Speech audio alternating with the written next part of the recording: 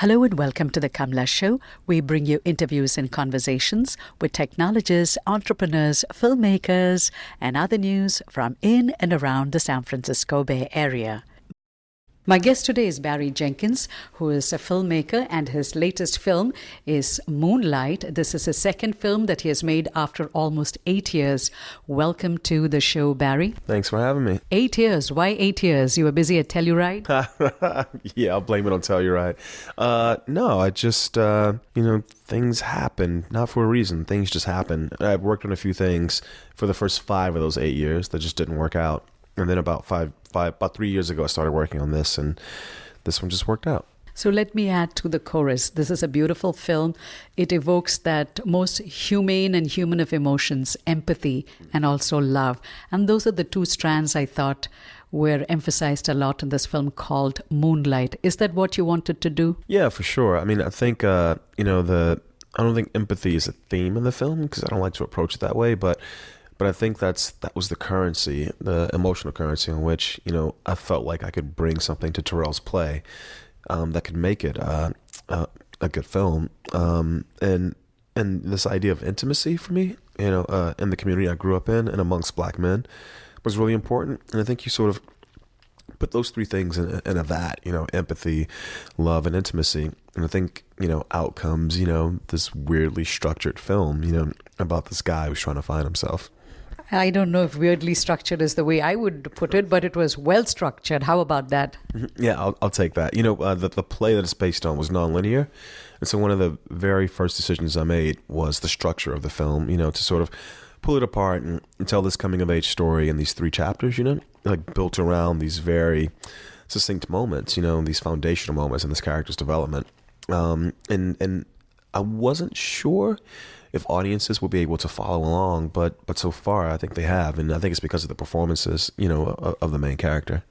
Yeah, like you mentioned, this is based on Tyrell Alvin McCraney's book, Moonlight, Black Boys Look Blue.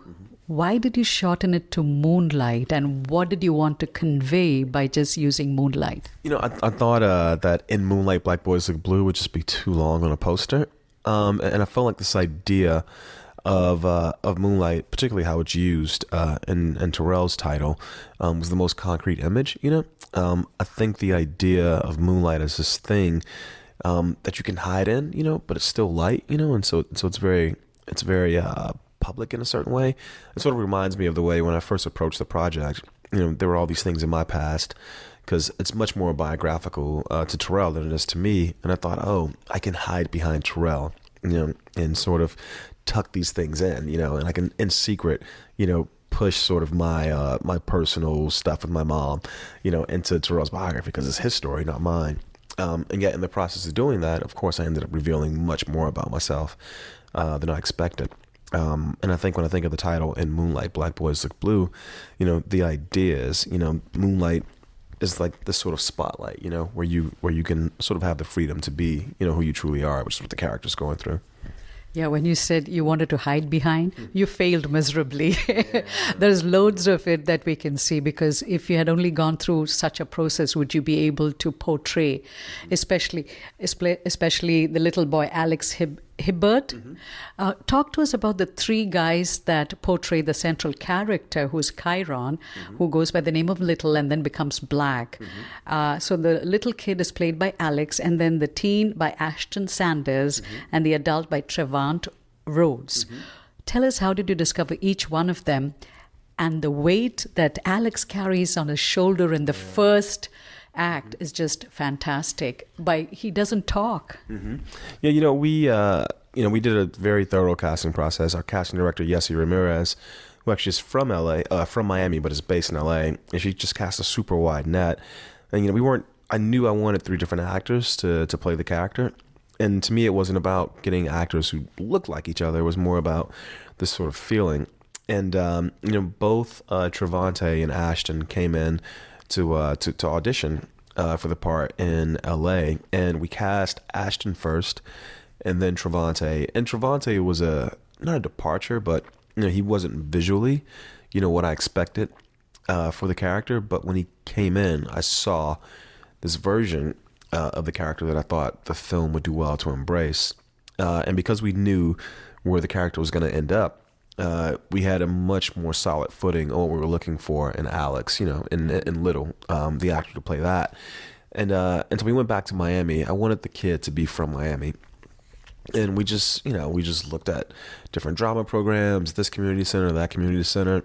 And when Alex came in, you're right, he just had this thing about him. I described him as a very old man in a little dude's body. And then the more I got to know him, the more I saw that he was, just this beautifully like expressive kid, but who also carried, it's like just him and his mom. He carries a lot of responsibility. And I felt like in being himself, this sort of like this little dude who wants to be a protector, there was something that we could spin, into this character of Little. And Little's mother is played by Naomi Harris, whom we know as Moneypenny.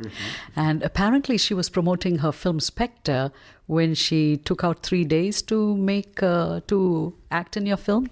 Yeah, I mean, it wasn't meant to be that way because Naomi is based in the UK. We had this weird like loophole thing happen with her visa where we couldn't schedule her when we wanted to. And so she had scheduled time to do the film, not in 3 days. But when this visa situation happened, it just became this thing where it had to be done in these 3 particular days. And she came directly from the Bond press junket. And I think she flew in from Mexico City, and she started work the day that Bond opened in the U.S., actually. And she was terrific. She's the only actor who appears in all 3 of the chapters, and she plays the same character, and she, we age her throughout the years. And so it was a very difficult task she had, but I think she did a great job at it. Now, all 3 of you, Tyrell, you, and Naomi Harris, share something in common. You all had a bit of a difficult childhood, and she resisted playing the stereotype character, as she put it. How did you convince her, and what did you and Tyrell... What was amazing is both of you went to the same school, lived in the same project, and and you didn't know each other? Yeah, no. It's weird. It's a small community, but I guess it's still big enough that yeah, we didn't know each other. The thing with Naomi playing this role, the character Paula, was, I think the place we got to it was because, Paula is a composite of my mom and Tyrell's mom, and there isn't a single scene with her in this film that isn't based on something that actually happened to myself or Tyrell. And so when it's coming from that sort of personal first-person perspective, I think the idea of a stereotype or any kind of type goes out the window. Now this is just a human being. This is a person I knew. And literally, this is a person I know. And once Naomi understood that, I think she allowed herself to do the work, to find the human being. It's like, I'm not playing a drug addict. I'm playing a woman who's a mother, a single mother, a working mother, who goes through an ordeal with addiction. And once she got to that place, through, understanding that, the role was very personal to myself and Tyrell, and that, there was this psychology to women who went through these things, I think the world just opened up for her.